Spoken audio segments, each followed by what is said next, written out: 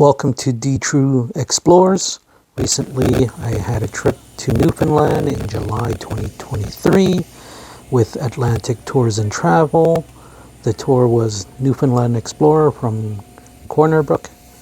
And first, you fly into Deer Lake. You're on your own as to how you get to Brook. But when you're in Brook, you stay at the Glen Mill Inn. It was okay. You're there for a day. You're on your own. So basically, in Brook, I was free to explore. Fortunately, with the inn and in fact all of Brook being so close to one another, I took a short walk behind the inn towards this. There's a park where there's a Brook sign. Similar to the Toronto sign and many other city signs. And in fact, Brook, with a population of 30,000 people approximately, is a city in Newfoundland. And here we are looking at the gorgeous Brook sign and easily accessible.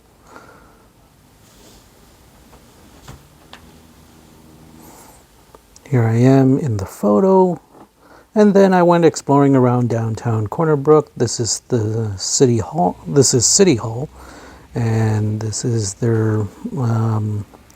This is a view after a couple minutes walk. There's the paper mill, which is historically a big part of what brought the population to Brook. It is currently the only pulp and paper mill in Newfoundland. It used to have 3, but the other 2 shut down. And it is one of the 3rd largest paper mill in all of North America. With Brook, there is the Brook Steam Trail, which I decided to go for a walk after grabbing a quick bite at the mall nearby.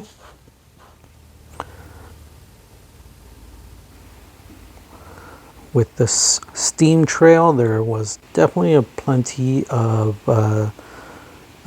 nature to see, water, a river. I don't know if it was a river or stream.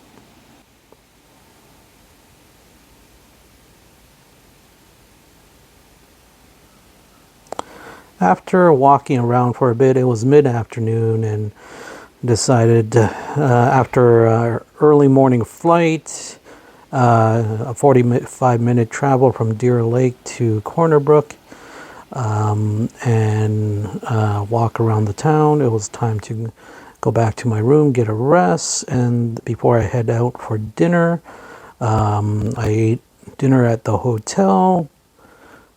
This is cod tongue, a delicacy in Newfoundland. It was actually really good.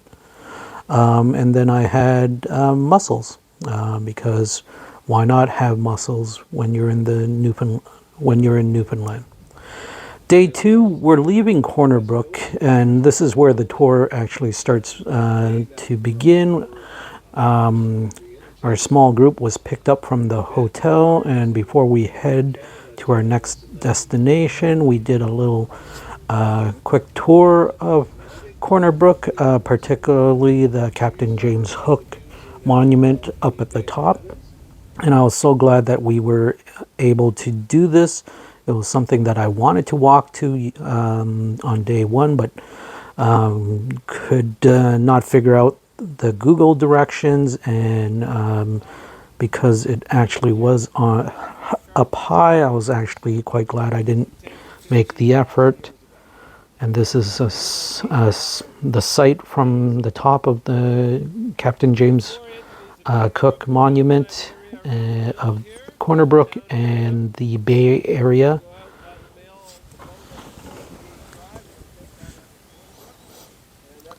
And then we begin our travel to Cow Head. This is a look at some of the mountain along the highway.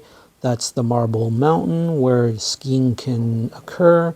This is the Deer Lake Dam. And then we stopped at the insectarium, which was actually pretty cool. They, besides insects, they had butterflies. And then there were, I believe, 3 levels where you can look at insects and toads and frogs and other species. There's some ants. I'm not an expert, but this was actually a cool stop along the way. It broke up the travel and gave us a break. And this was a private insectarium, and it was actually really well done. There's some bees, and how cute is this display here?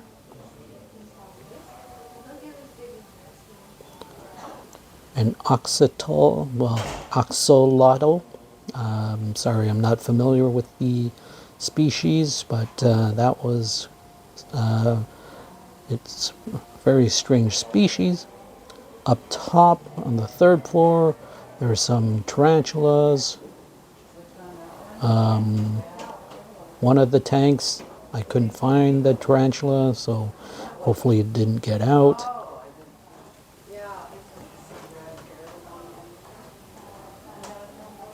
So it's worth checking out if you're in the Deer Lake area.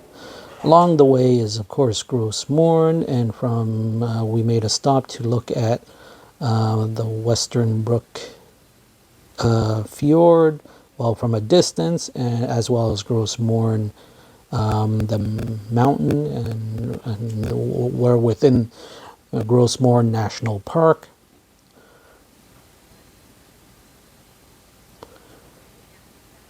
And then when we reach Cowhead, we're staying at the Shallow Bay Inn, which is a nice family-owned motel, and the service was excellent. Cowhead itself, pretty quiet town, but there is a grocery store where you can buy groceries, snacks, and beer. I met my tour group, and I drank iceberg beer from Kitty Vitty Brewery. Had a cod dinner and a nice cheesecake dessert. Then at the end of the evening, we did a traditional screech in ceremony.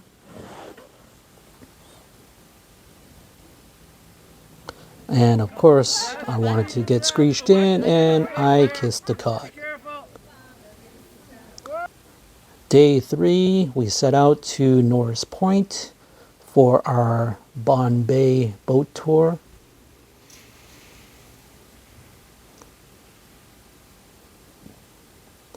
This was a humpback whalebone, or some sort of whalebone, lobster traps.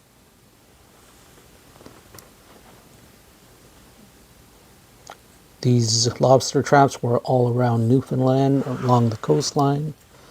There's Bon Bay. It looks beautiful. Bon Bay is within Gros Morne National Park. Norris Point is a community within National Park.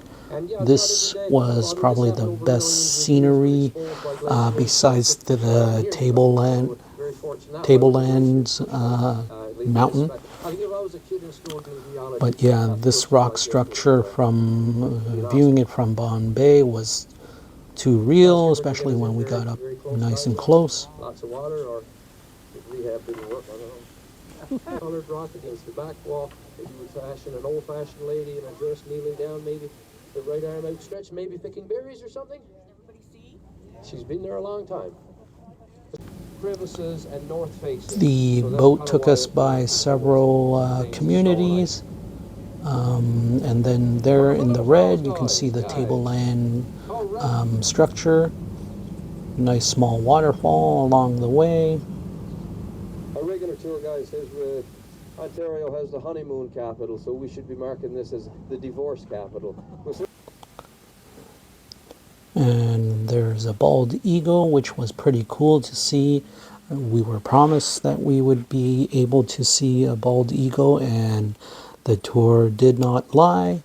And before disembarking on the tour, some traditional Newfoundland hospitality and music.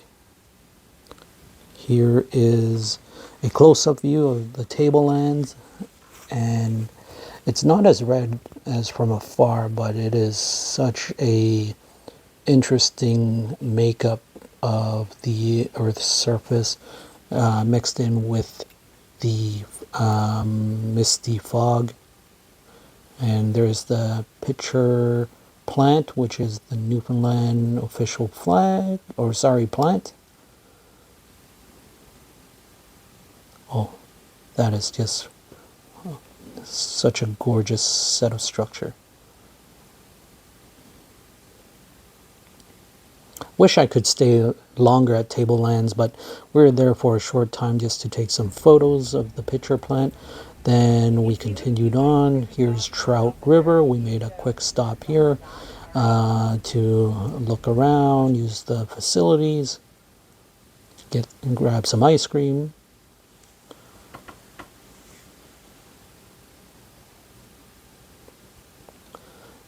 Another stop on the way, I believe this was the last stop, was the Lobster Cove Head Lighthouse.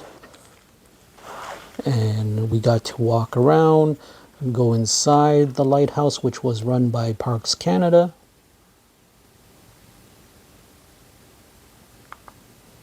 And keeping with the theme for dinner, we were fortunate to have a lobster dinner, which I was told that the next tour group following us would not be able to because it's out of season. In Newfoundland, lobster season is only for 2 months of the year. And for dessert, we had carrot cake.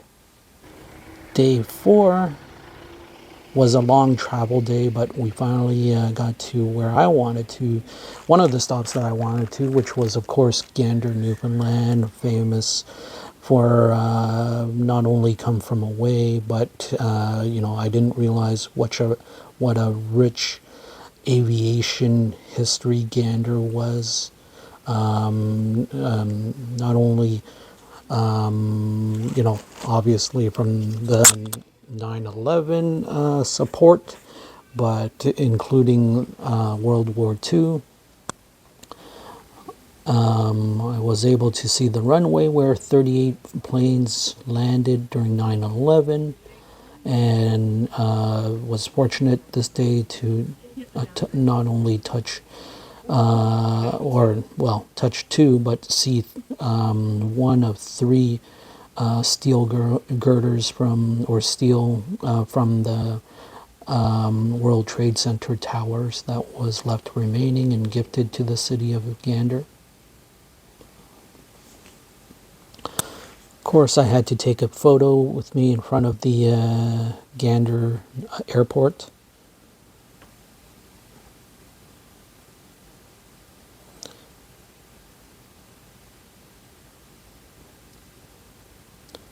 One of the other stops was the North Atlantic Aviation Museum in Gander. This is what I mean. Gander has such a rich history when it comes to aviation, including hosting an aviation museum.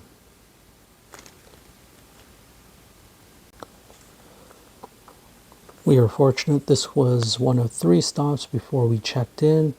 This was really cool seeing all the thank you letters from people all across the world thanking the town of Gander, and that just goes to show how many thank you letters the town of Gander had received. That is stored at the Aviation Museum.